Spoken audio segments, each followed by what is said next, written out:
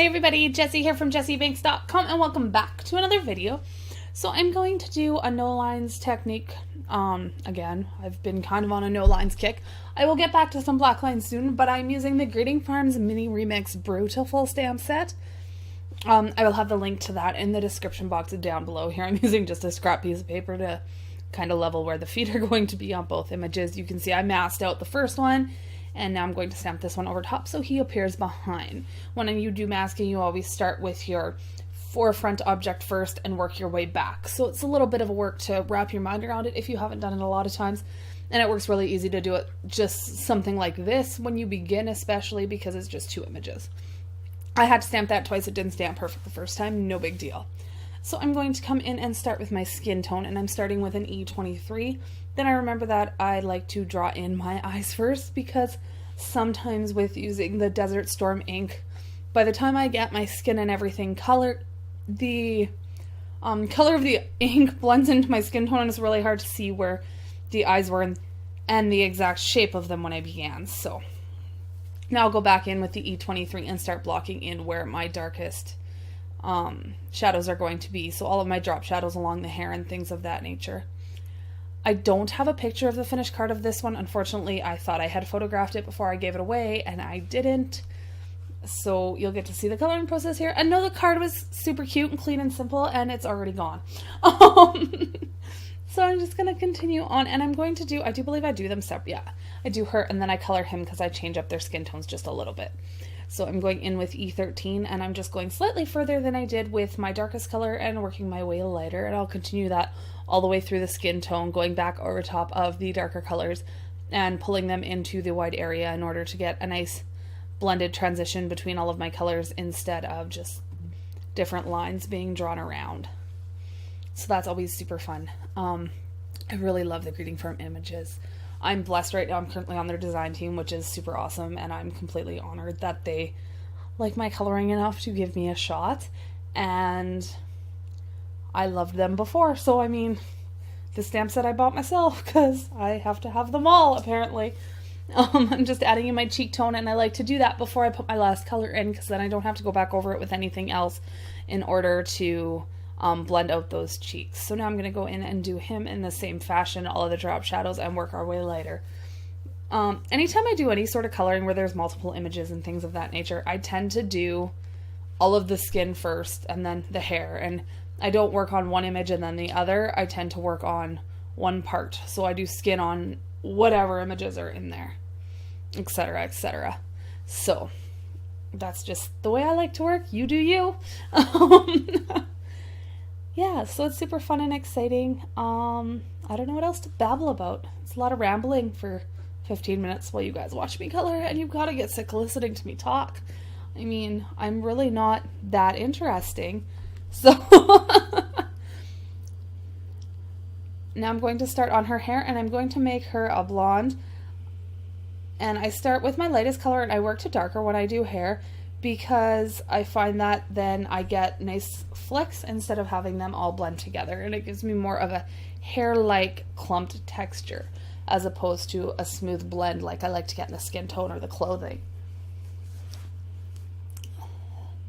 So we're just going to work on her hair. I go to E53 as my next color. And as soon as you get that second color in there is when you can really start to see how the hair is going to look.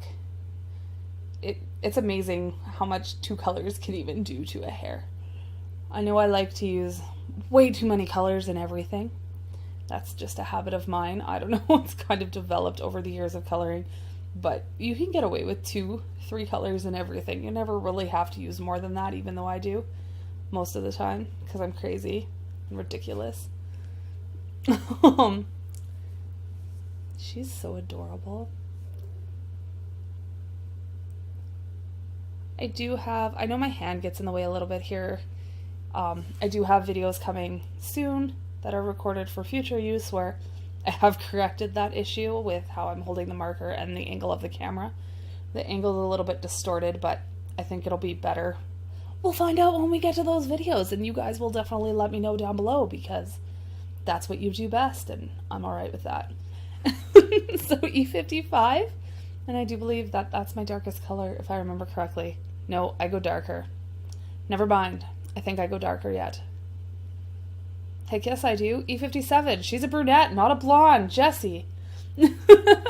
Like I said, I already gave the card away and I don't have it handy. So the only reason I knew it went darker is I was looking at the little, what are they called?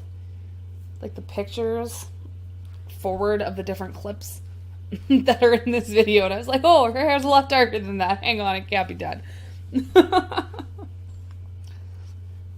And so we're just getting that all filled in. And I will do more with black lines. I know lots of people don't like the look of no lines coloring. They don't like to do no lines coloring, and that's fine. There's nothing wrong.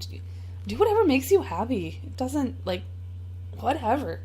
Putting in her eyebrows because she looked funny without eyebrows. Now I'm going to do him, and I'm going to use the E40s. He's going to have darker hair as well. This is more of an ashy color as opposed to a bright brown. But I will do lots of black coloring. I want to do some more watercolor videos that aren't just florals. I'd like to do some people watercoloring and stuff for cards coming up. So that's on the list of things to do. And I have started filming for some of my background techniques for you guys. So that'll be fun. Lots of fun stuff coming now that I got my microphone back and I'm not sitting here yelling at my computer for the crummy onboard microphone to pick up. I feel like I can get back to recording lots and hopefully putting out lots of quality content that you guys enjoy, even if my big hand is in the way. So E43. Caleb really likes this little guy. I think I made him a magnet out of him because he's like, I like his hair, Mom. And I'm like, says the boy who always wants his head shaved because it's too hot otherwise. But, you know, that's what 7-year-olds are like. I like that I went darker on the hair on this one. I tend to do really, really light hair. Like, I've been on a blonde kick for like the last year.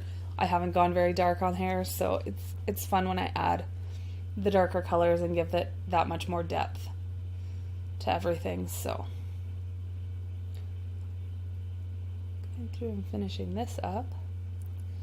If you aren't a member of my Cards in Color Facebook page, I will have that link in the description box down below.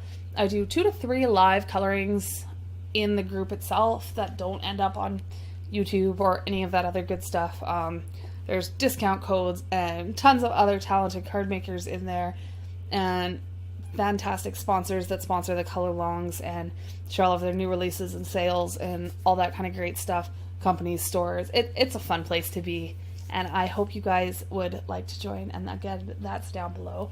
So if you aren't there, I would love to see you there and share your stuff because that's where I get 90% of my inspiration.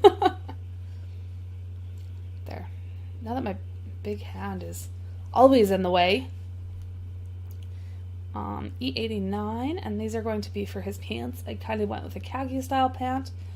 And when I do anything aside from hair, I work dark to light. I only do 1 coat of Copics. I do color on Copic Express It blending card because I find I get the best blending on this, but I do believe that is because this is what I started coloring on. It seems from watching the way other people's coloring comes along and everything else, it all depends on what paper you learn on, and whatever paper you choose to learn on is the paper you should stick to. I do color sometimes on Nina and stuff like that, and I find I need 2 or 3 coats of color on there.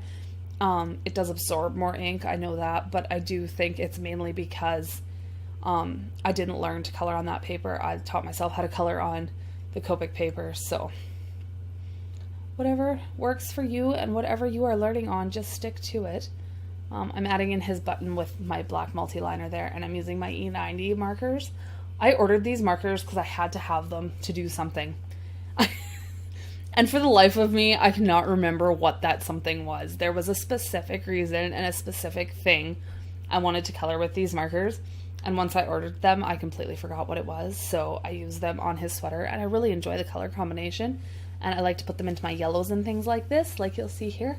But I ordered the entire E90 range for something. And if any of you have any idea what that something might be, let me know, because I don't remember why I ordered them. I like them. I just don't remember why I ordered that combination.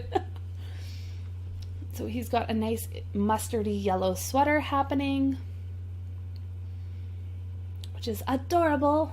And I'm going to give her a pink skirt, I do believe is what she gets.